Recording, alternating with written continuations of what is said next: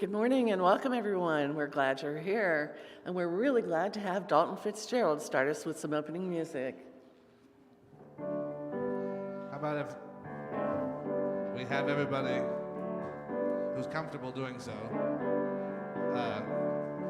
stand up and move around.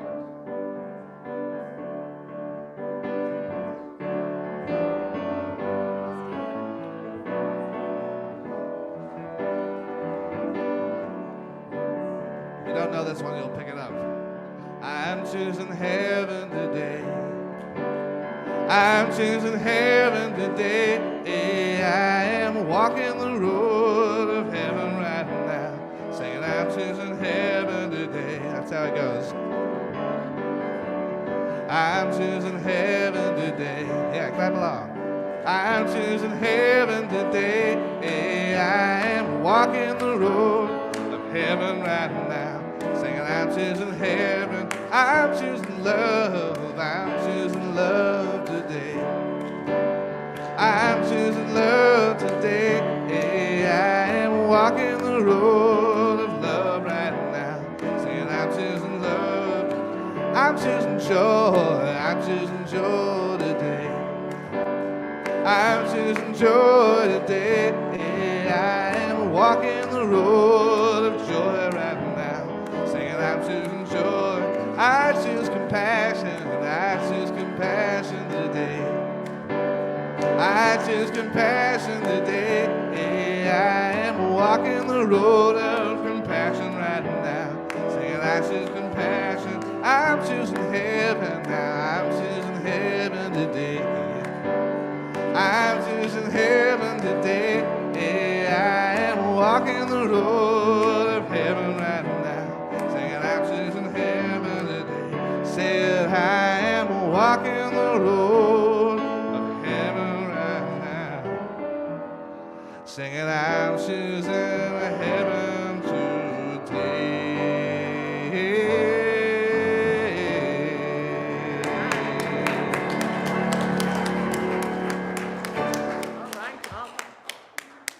It is Heavenly Day, isn't it? It's just a heavenly day. All right. Well, I'm Dr. Mary Mitchell. I'm a staff minister here, serving Reverend Sue, our senior minister. And we are here to inspire and empower you to live a spiritually fulfilling life. And, you know, just that lighthearted music really helps capture that empowerment. Just beautiful. Well, we're going to ask you to wave at the camera in the back and say hi to everybody around the world who's watching, and the children come up. Come on up, children, and we'll send you out to your teachers.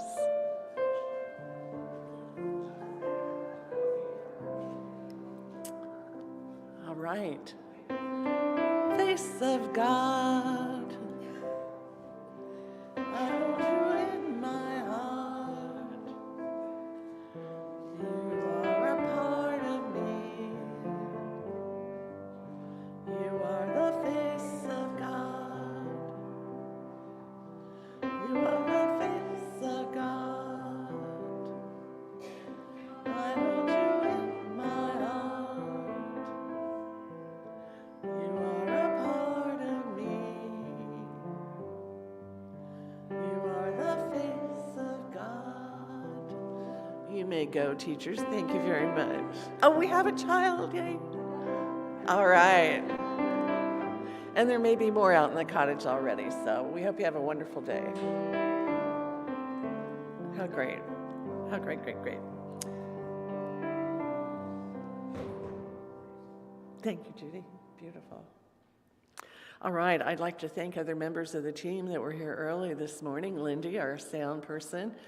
Doug's here for ushers and greeters. We have the kitchen cookies that have already been busy in the kitchen. And today is Friendship Sunday, so we invited you to put on a name tag and talk to someone you didn't remember their name, and now you'll know it and go, hi. Oh, hi, Kay. And it'll be fun to actually say hi and feel comfortable that you know their name. Our names are really important to us. All right, we have the children's teachers, the kitchen cookies, the musicians that we dearly love, and the ushers and greeters. If you have anything that would ring during service, we'd appreciate it if you would put it on silent mode. Thank you very much. Last Sunday, I barely got that out of my mouth and somebody's phone rang. It was so funny. It was funny. All right, focus announcements. The men's group is meeting tomorrow night from 7 to 9, and they'll be probably in the meeting room or the social hall. Reverend Sue is starting a class called Spiritual Practices and Principles, Wednesday, June 29th for 5 weeks. It's 3 to 5 p.m. It's the great spiritual wisdom that supports you in changing your thinking and then obviously changing your life. Oh, here come a couple more kids. Oh, I'm glad for the teachers. All right, those are the ones that jump off the stage. Very energetic. Our bookstore will be closed Monday for July 4th holiday in observance of Independence Day. And the kitchen cookies would appreciate it if you would like to spend more time in the kitchen with them. They'd love your help. It's quite a thing to. The kids already went out, so could you walk them out? Yeah, she'll walk them out. Yeah, go with Kristen. All right, thank you. That's great. All right, I'm going to be doing a summer class. It starts Tuesday, July 12th from 1 to 3 p.m., and it's called Sacred America, Sacred World, and it's a book by Stephen Dinan. He is the person who started the Shift Network, if you've ever checked out that webpage. It's a crash course on the intersection of politics, spirituality, and citizens by appreciating the difference that unites us all. We have a common cause in America, to be good citizens, and by appreciating our differences, we can help create a world that is worth passing on to the future children. It's a very, very powerful class. Now, Lori checked, and Amazon only had one left, so if you would like to join the class with the book, I would go to theshiftnetwork.com. It's in your program, and order it there. It's just it'll be a very powerful meeting. All right, we'll have our reading by Lori, and then the practitioner bell 3 times, and then Shirley will do our prayer this morning, and then Reverend Sue will give her Sunday lesson on the one body. All right, Lori.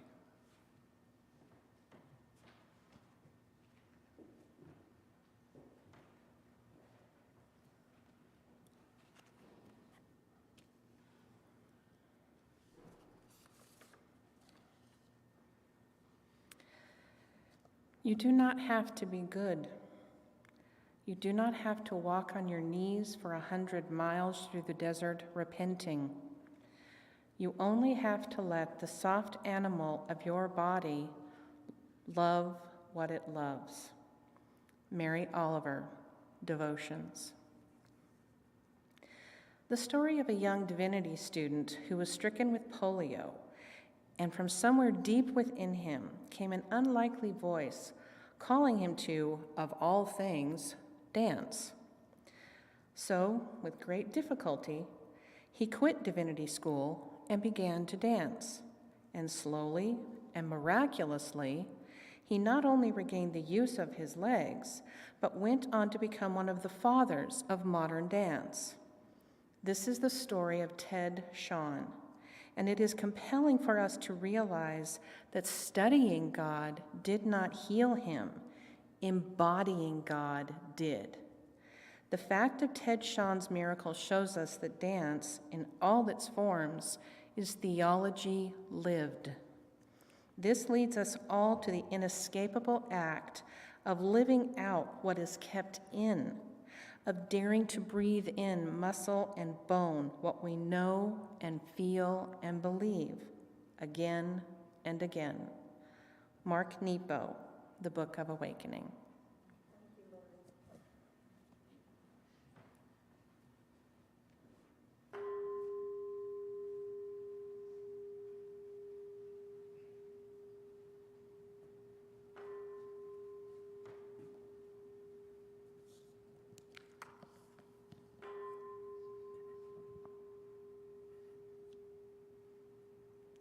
Good morning.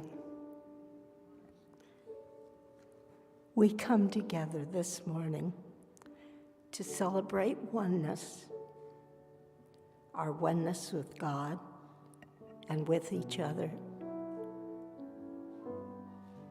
We choose to remember the divine presence, and we seek to join with that presence as we open our hearts in gratitude and love. We open our awareness to the beauty of this universe, and we contemplate those many blessings which we sometimes take for granted during the busyness of our daily lives. We have been blessed with strong and wonderful bodies, minds that allow us to know and understand the world around us, and hearts that open us to vibrations of love. The essence of the divine shines forth throughout this universe as the body of spirit, and we are grateful to be a part of this wonderful world. As we go about living our lives in the days ahead, may we remember the splendor of this universe, which reflects the essence of God's love. And together we say, and so it is.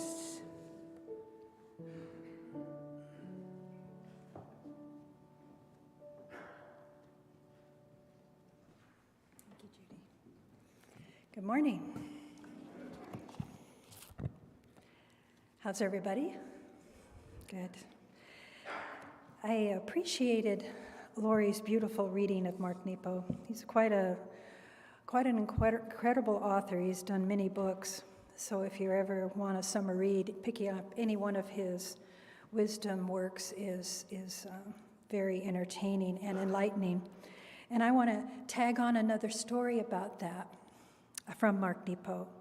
This came across Facebook this week, but I was really stunned by how beautiful this message is for all of us to really take in. During the last 8 months of my father's life, he was in and out of hospitals and rehab centers. I had flown in to see him again. When I arrived, he was sleeping, and my brother said he was having a very hard day.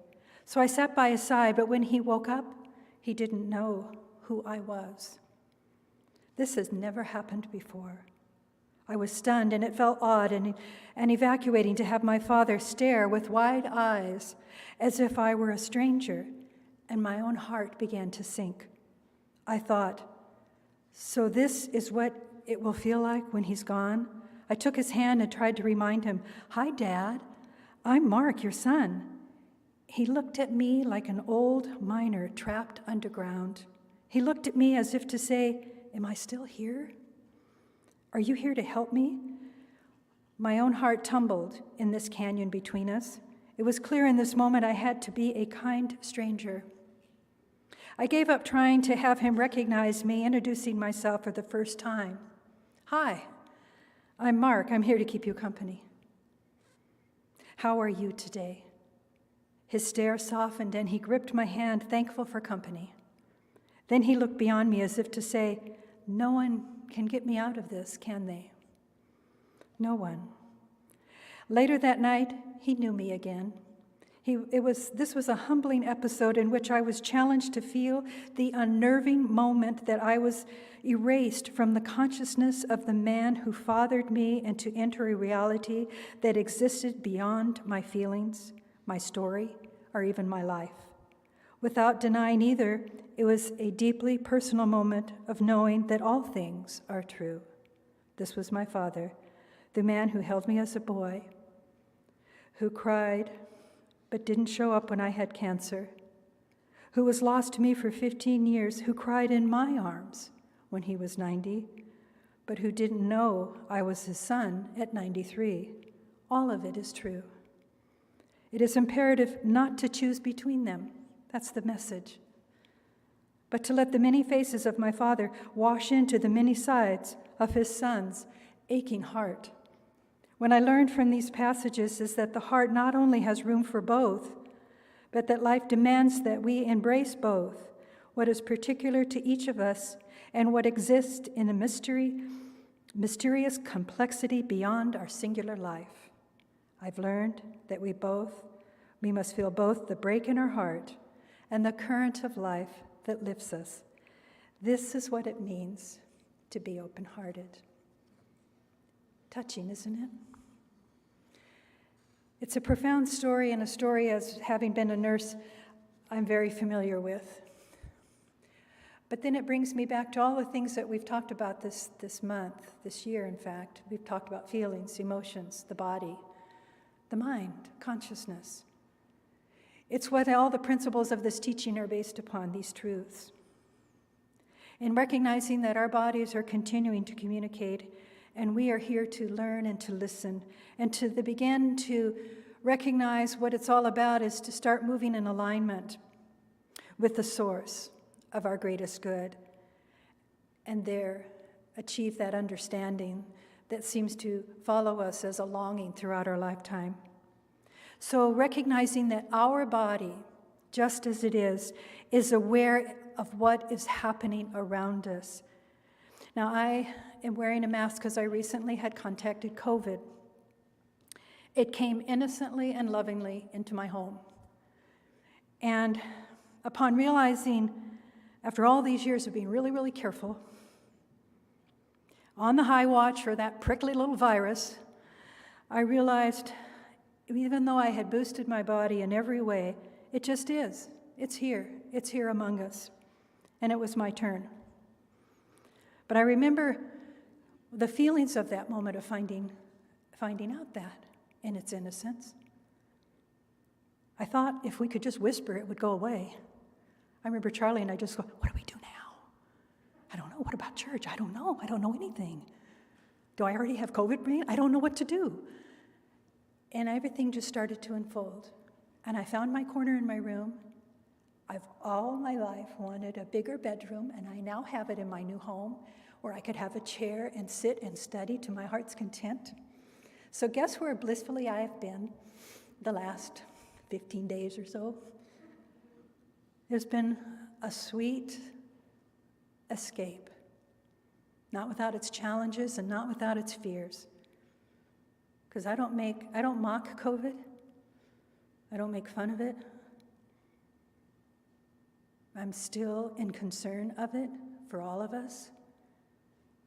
But I know what's better, what's more important, what's more powerful is love. The love that embraced me, the prayers that came my way, the Reiki, the healing, the thoughtfulness, the kindness, the love.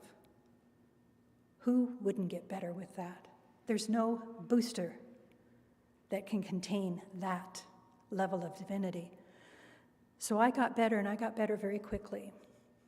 And I'm very happy to say I test negative now, but I'm wearing the mask just as a precaution so that you feel safe. But when I had that diagnosis, I watched that little thing turn positive, I thought about when we started this journey of the pandemic. Remember how frightening that was? Because it was so much unknown. But what's been really important is all of the brilliant minds that have come together to make it feel safer for us, to have guidelines, to have guidance, to have wisdom, to have people care enough to usher us through it.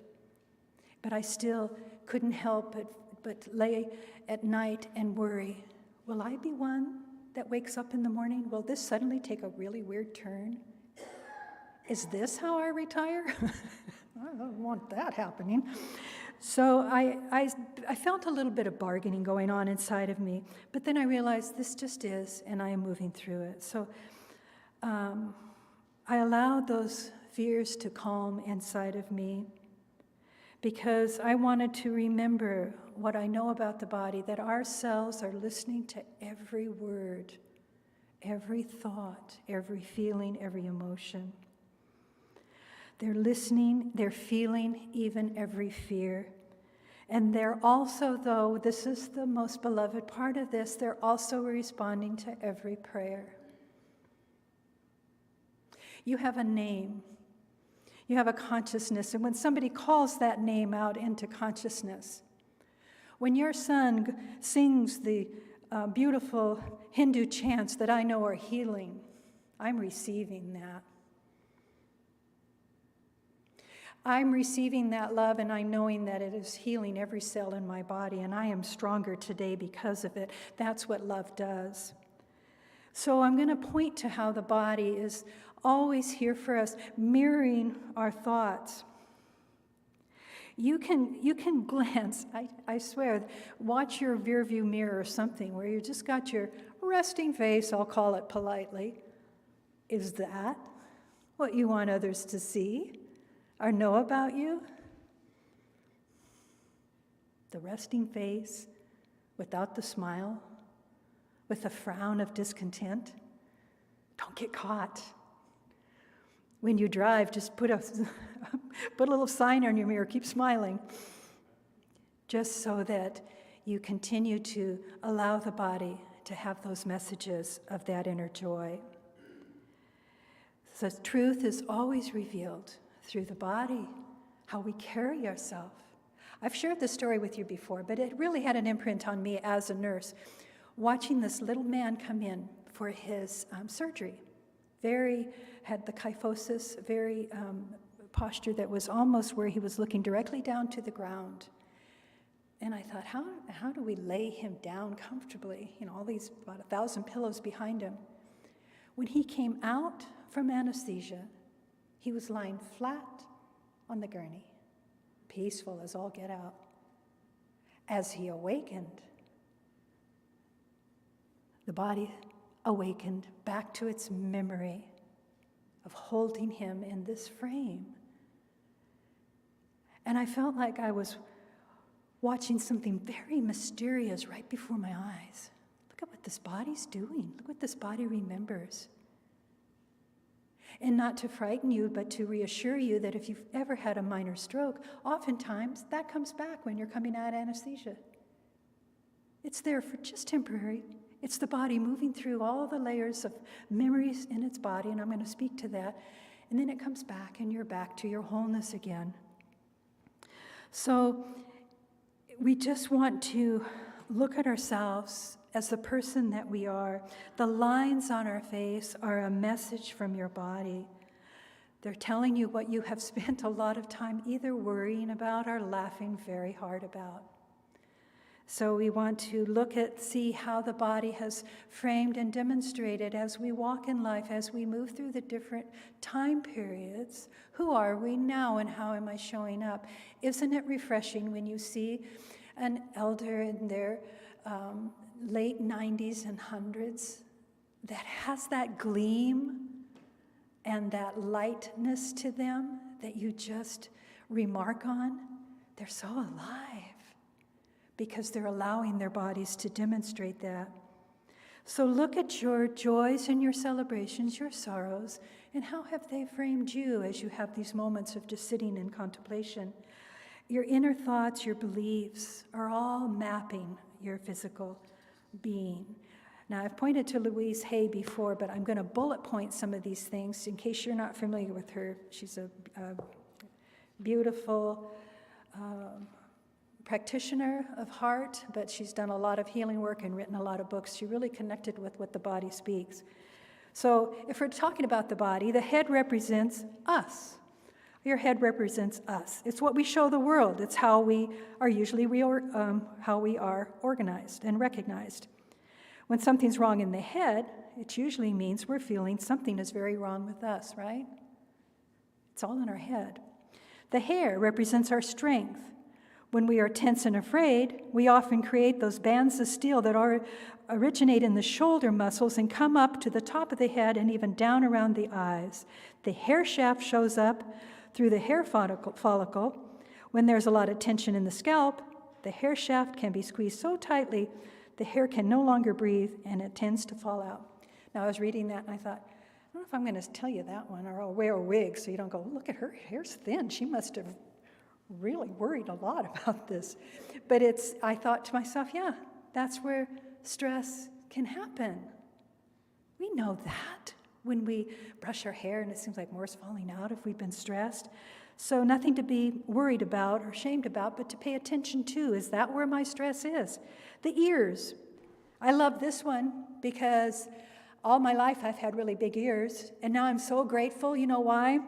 The ears represent the capacity to hear. I hear a lot. I hear a lot. And I'm happy for that. I'm happy to be able to make that connection. Now, just a couple other. The eyes represent, of course, capacity to see. When there are problems with the eyes, it means there's something we do not want to see. Kind of obvious when you really pare it down. Headaches come from invalidating the self. Next time you get a headache, stop and ask yourself, where and how have you just made yourself wrong? The neck and throat, fascinating because so much stuff goes through here. The small channel. Small channel from the brain, mind, and the heart, mind, has to go through this little valley here. And so there's a lot of times there's restriction, constriction. Noticed it yesterday when I was doing a memorial service. And the son got up to speak, and his voice was so constricted and tight because the emotion of his heart was so full. But he did it anyway. It's what happens through this throat space of our body. It's just a fascinating gateway to speaking truth. And the throat represents our ability to speak up for ourselves, ask what we want, say, I am, etc. And just a couple more. The arms represent our ability, capacity to embrace the experiences of life. The hands grasp and hold and clench. The fingers have each a meaning, and problems in the fingers show you where you need to relax and let go. The back represents your support system. The heart, of course, represents your love, while our blood represents joy. The hearts lovingly pump joy throughout our bodies. When we deny ourselves joy and love, the heart shrivels, becomes cold. As a result, it gets sluggish. We can creep into anemia, angina, or a heart attack. Body. The body. The body and its message to each and every one of us. So I always appreciate capturing some of Louise Hay's wisdoms because our bodies are demonstrating spirit and form. We are here manifested as a powerful instrument of the divine, which some can agree with wholeheartedly, and they're here in service with that. Others might hear me say that and think that's a little bit too fluffy, a little bit too woo-ish for me. But I'm here to testify that it's a belief that I hold strong in. Through the years of practicing caring for the bodies of others, my own body, giving birth to two bodies, and simply just being in a body, I recognize that we're in this beautiful dance on a relationship with something extraordinary, intelligent, and holy. In relationship with something we cannot see, we cannot touch it, we can't really name it, but it's animating us and it's giving us purpose. It has a spark. It has intelligence, allowing us to function beautifully, allows us to think, to feel, to love, to grieve, to care, to heal. Let's start by connecting to that field of just simply breathing. Swami Satchidananda was one of my very first teachers of Hatha Yoga when I was 19. And he poses the question about how conscious of our breath are we? There's a natural breath that is breathing you. Thank God. And nurses could, just look at you and go, you're a 12, you're a 16. But the yogi gets down there, slows it way down, takes full attention to the breathing. So Swamiji says, he points to the wonder of when we're breathing, what's happening to the remaining breath in the body? We breathe in such a volume while we're breathing out that much. Think about it. While you're sitting right there, sometimes you're breathing in shallow, and you barely are breathing out before you're hungry for the next one, kind of greedy for this breath. But what's happening? The Swamiji says there's 9 gateways in our body: nostrils, mouth, ears, others. And so you think about, is the air all that breath going out through those spaces of the body? It's all the intelligence. But the life breath continues in the body temple. It's continuing to flow through us, to remain going out coming back in with some mystical power, something that knows that it has to be pushed back into us in some way, because that is what life is. Now, I'm going to take you off on a tangent, and I've talked about prana before, but really when I was looking at this time very carefully, because when you have COVID, the breath is so important. Take that deep breath. Put your little monitor on. Take that deep breath. And so this idea that the life force is contained, the intelligence is contained in the breath. And it's called what we call prana. That vital energy, prana causes movement. Swamiji says all movement, everywhere, even the movement within the atom, within the movement of thought, is caused by prana. Your digestion is prana. The different functions have names, but they're all the same current force, prana. Prana, it's a divinity. We get prana from food, from the sun, from the air we breathe. Prana is part of the mystery, and it's pure. You cannot taint prana. It's back in all of the text as you look back to all the Upanishads, back to Patanjali, back to the starting of yoga, back to the Tao. It's talking about the breath, and it's pointing to prana. You cannot pollute it. There's a special sacredness to it that responds to our breathing. It's not just the air we breathe. Our amazing lungs are filtering the air between the heart-lung connection.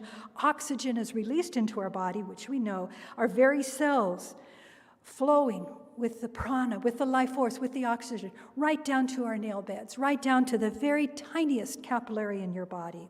It's amazing, this force. And when you get deeper into the science of yoga and the body, you discover the ways to control that breath, to use the breath practices that they have discovered through many research of time, but also through the ancient texts. It's called pranayama, controlling the prana, controlling the breath. And very simple, it can start just by you taking a deep breath. When you have done that, you have done your first pranayama. And another. Take another deep breath, and another. May you walk from here today and remind yourself not only that as you look in the mirror, you're going to smile upon yourself, but you're also going to take a deep breath and another one, and to continue to let every hour be a new spiritual practice. So while I'm speaking of the breath and the body in relation to spiritual practice, why is that so important to breathe deep? It's regulating your spiritual meditations. Because breath is what binds the mind to the body. When you start breathing deeper, the mind starts to come under your control. The monkey mind starts to settle down. It says, oh, she means business. She's breathing deep here. If the breath is deep and slow and regulated, so is your mind. Don't you want to be calm? As you hear news come your way, you breathe deeper. And you stay in that beautiful space of calm. Stay alert. Entering into that calm state, you feel the oneness, and focusing on the breathing, you stay alert. So Patanjali says by practicing bringing in the maximum breath through both nostrils, the mind becomes clear and still as you sit in that stillness. So right now, if I'm putting you to sleep, I want you to take a couple deep breaths. Sometimes it's just one of those sniffing them in.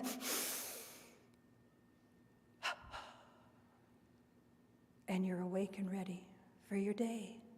That's one of Yogananda's blessings. I'm awake and ready. So when you feel sluggish, we breathe. Invigorating. Ernest Holmes writes in Science of Mind, the body is expressing intelligence being lent by the consciousness that permeates it.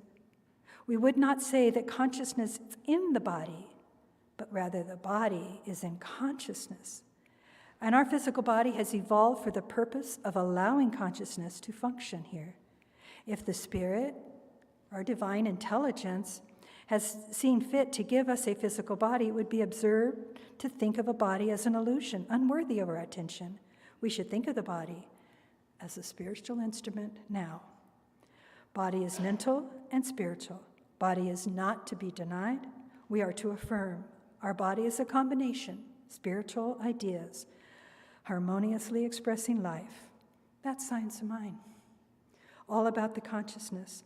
So Rumi comes in around this and he tags it saying, the body itself is a screen to shield and partially reveal the light that is blazing inside your presence.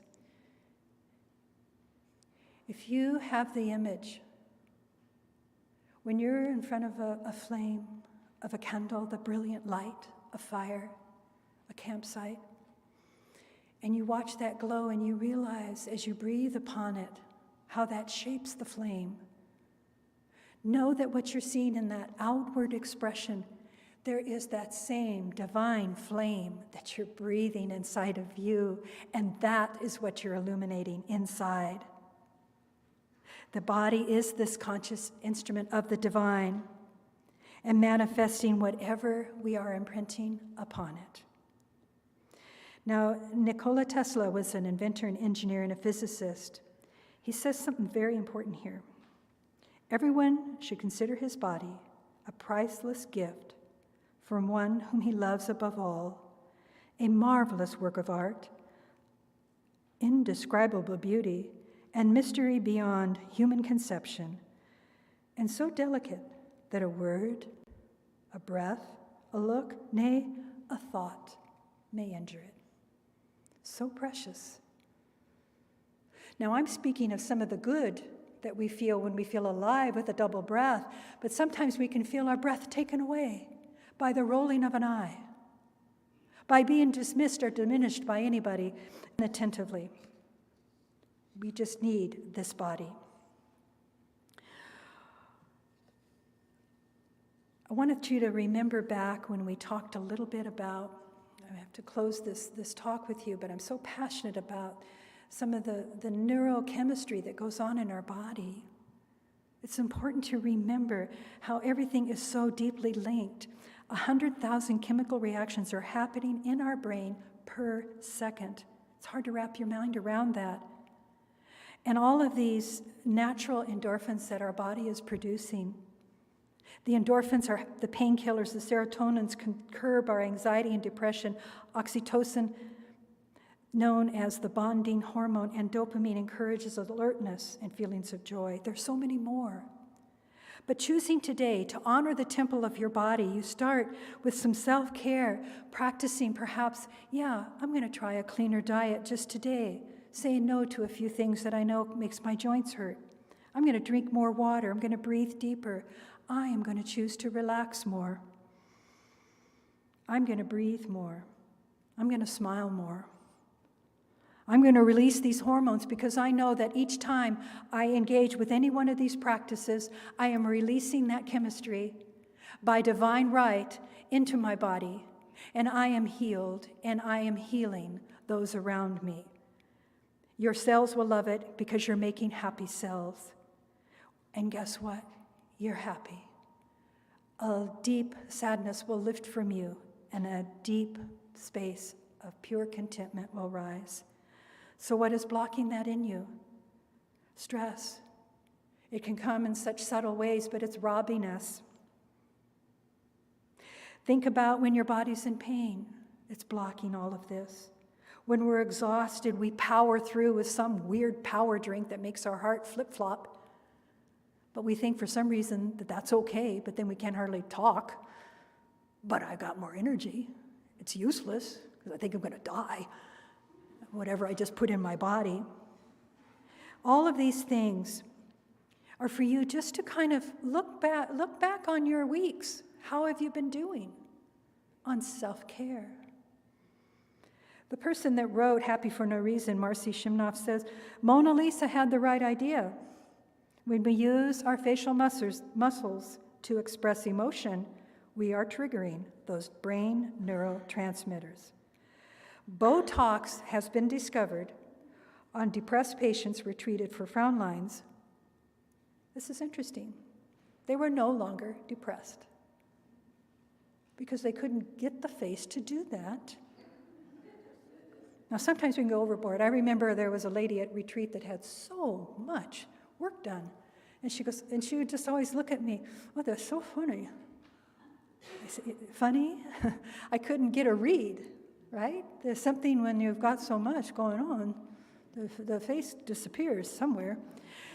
That's another talk. Let me just talk about watching your own triggers this week. Just look at it. Noticing that whenever you're in stress, you're not being very kind to your blood pressure. It's going to go sky high. Your immune system is going to be strained. You're going to recognize the importance of these simple steps of spiritual practice. It's what this community is all about, returning to self-care. So I invite you this week, take on the challenge and schedule yourself a massage. Take those power naps. My son and Amber have been staying with me for the past several days, and they're real aware of, it's nap time, so are my cats. Charlie and I, we disappear. It's our nap time. And we can't get there fast enough, lay down and go into bliss. But yeah, you're nodding your head, Pat. It's restorative. Those power naps, we should not deny ourselves those just to get something done. When I first started working for this dentist, we had an hour and a half for lunch. Now, don't take this kinky, because nothing happened behind the closed doors. But we ate our lunch really fast, and then he would get in his chair, and he'd kick up his feet on his desk, and he'd fall asleep, and I would go lay on he had a little sofa bed in there, and I would conk out in there, and we'd just sleep for the last 45 minutes. He snored, but I didn't care. We were great friends, but we were awake and ready, back to service. Take the time. They are even inventing these chairs. Have you seen them? People are all laid out at their desks, all these cubicles, and there's a chair that they just lean back in, put the eye bag on, and conk out. So smart. So smart. We should all be doing that, just these little mini self-care naps. Play an instrument, sing a song, hum a tune, whatever it is. Read comics, laugh out loud. These are self-care, easy moments. But be in your body. Be in this precious body. Know when you're feeling expanded and when you feel constricted and when you feel contracted, and talk to your body and listen to it. No longer are we, those hearing this message, are we going to allow ourselves to be suppressed or depressed? We're going to listen and respect our intuition. Now, in closing, as Judy comes up, I want you just to, I should probably have Erin doing this. Erin is teaching our Qigong on Wednesdays. I want to remind you of that. It's beautiful self-care. But I invite you to just feel your posture right now and relax your arms at your side and just kind of feel the prana, feel the energy. As you have your fingers separated a little bit and you feel like you're holding that divine white ball, the pure light of pure potentiality. Imagine that as you close your eyes and you move your hands back and forth. You keep relaxing your shoulders so the current flows through you. I am that relaxed and at ease. I can feel the current stirring in the palms of my hands. Mark Nepo says, as you continue that practice, how do we begin then to inhabit our destiny of being here? I believe it starts with reverence and listening, with honoring every bit of life we encounter. You are encountering divine grace. As you practice right now, closing your eyes, I am in this room. I am scanning through my body as I relax and feel the nature of this energy that is so invisible, that is so divine. I sense it, and I allow it to pull all tension from my body. I am letting go. I am letting go because I long for God consciousness, or whatever I choose to call that energy. I pray now and I meditate to the greatest depth into this silence, into this power to lead us from a low degree of illumination to a higher degree. We're getting closer and closer to something so pure, so beautiful, so inspiring. so fulfilling. This is the highest illumination. This is leaning into God realization. It's taking part right now in my soul, in my heart, in my mind, in my body. Now simply let your hands float back to your lap, palms up, and just continue to embrace that channel of divinity flowing through you. And I close with this blessing from Sri Srimnoy, who says this, and it's very important. We accept the world as it is. If we don't, then what are we going to transform? If a potter does not accept his clay, then how is he going to shape and mold a pot? We have to inspire to bring down peace, light, and bliss for the world. We have to enter every breath of life in humanity in order to transform and change the face of the earth. It's all running together, material and spiritual life. We have both to accept the world as it is and work. Raise the earth consciousness, free it from limitation, imperfection, bondage, and ignorance. We are the instruments of this body. This blessing I leave you with from Sri Srimnoy. When I meditate, my Lord gives me a heart without walls. When I pray, my Lord gives me a mind with open doors. So be it, and so it is. Put your hands on your heart and just drink that in. Thanks for bringing your body here today. Yeah. Dalton?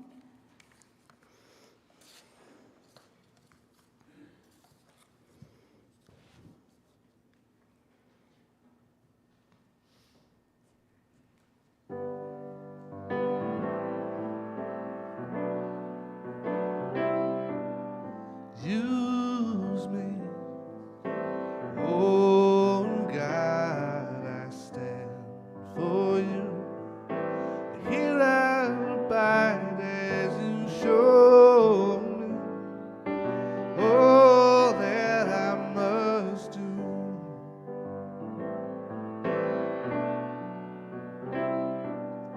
I used to think God was the sun, God is the sun, but God's so much more than the earth or the stars or all of creation.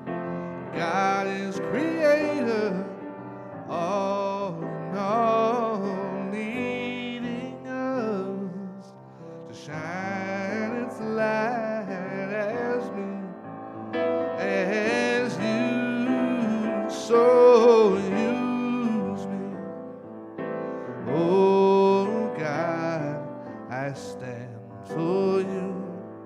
And here I abide as you show me all that I must do.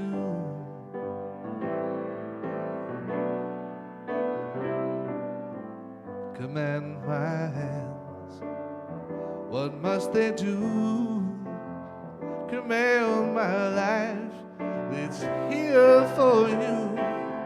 God is the love that heals all creation. God is creator, makes all things new. God needs us to shine its light as me, as you. So use me, oh God, I stand for you. And here I abide as you show me all that I must do. Show me all that I must do.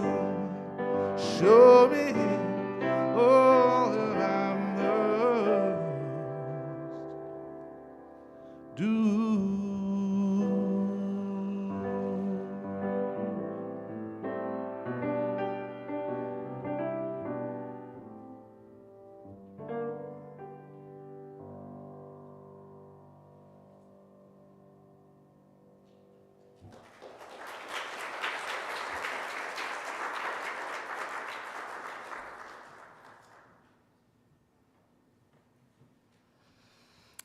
That was beautiful. That's an oldie but goldie, or what is it? Oldie goldie. If the ushers would come forward, please. Thank you.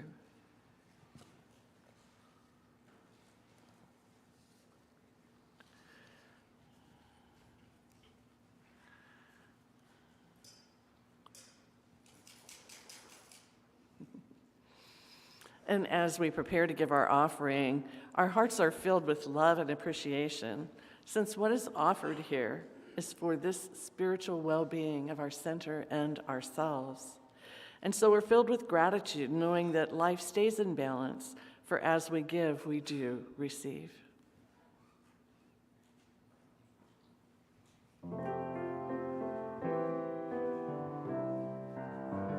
I am so blessed. I am so blessed. I am so grateful for all that I have. I am so blessed. I am so blessed. I am so grateful. I am so blessed. I am so blessed. I am so blessed. I am so grateful for all that I have. I am so blessed. I am so blessed. I am so grateful. I am so blessed. I am so blessed. I am so blessed. I am so grateful for all that I have. I am so blessed. I am so blessed. I am so grateful. I am so blessed. I am so blessed. I am so blessed. I am so grateful for all that I have. I am so blessed. I am so blessed. I am so grateful. I am so blessed. I am so grateful. I am so blessed.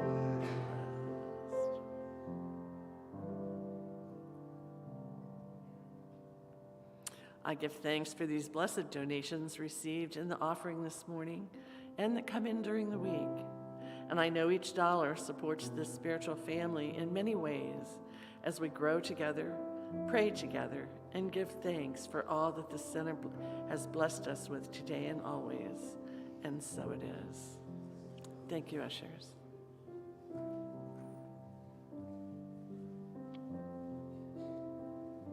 We'll have a closing song by Dalton, but I wanted to let you know Christy and Kristen are here. They're our practitioners in training, and they would love to get some practice with you.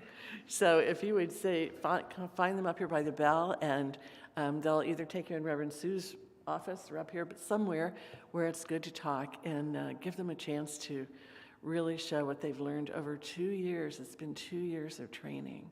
So I'm very proud of them. They're really amazing people. And we're just going to welcome them to the practitioner team.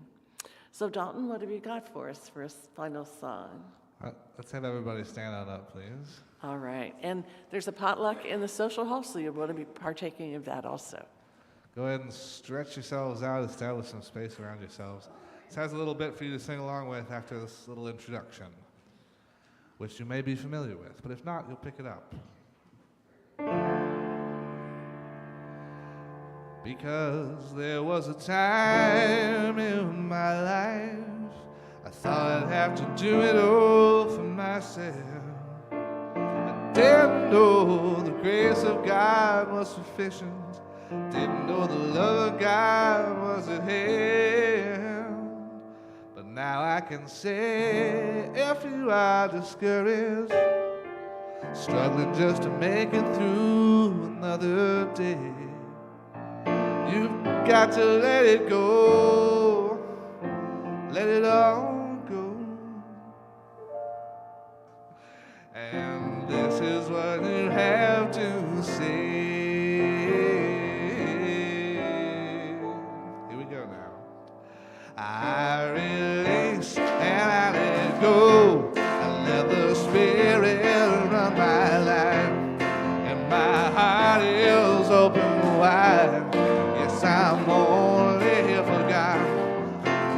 no more struggle, no more strife.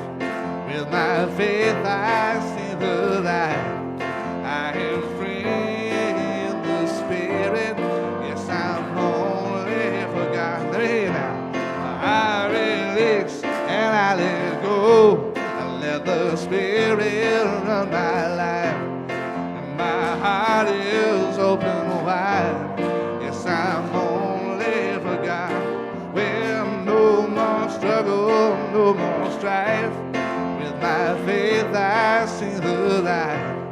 I am free in the Spirit. Yes, I'm only. Sing it loud now. Well, I release and I let go. I let the Spirit run my life. And my heart is open wide. Yes, I'm only for God. Well, no more struggle, no more strife. With my faith I see the light. I am free in the Spirit. Yes, I'm only for God. Said I am free in the Spirit.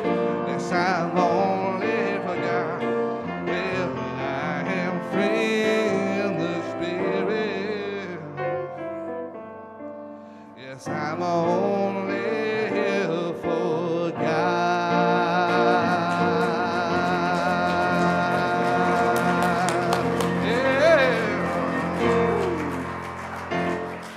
All right, go enjoy great food. Next week, Reverend Andy Torkelson will be sharing Sunday with you, so we look forward to that and hope you join us on that celebration. And have a wonderful day. Stay safe. Keep breathing deep, right? Get a massage. Oh, okay. On the house. No, not really. Anyway, blessings on your day. Thank you.